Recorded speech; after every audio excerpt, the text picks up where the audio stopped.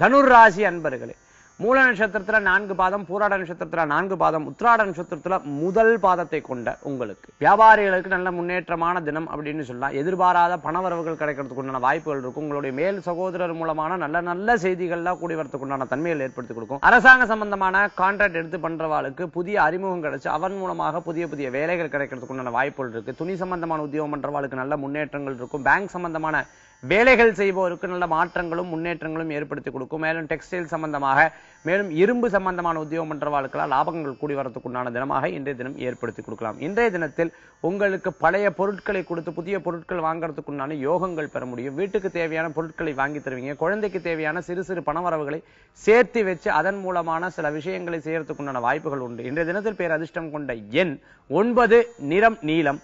வழிபாட்டுக்குண்டான தெய்வம் மகாவிஷ்ணு வழிபாடு உன்னத பலன்களை தருவார்.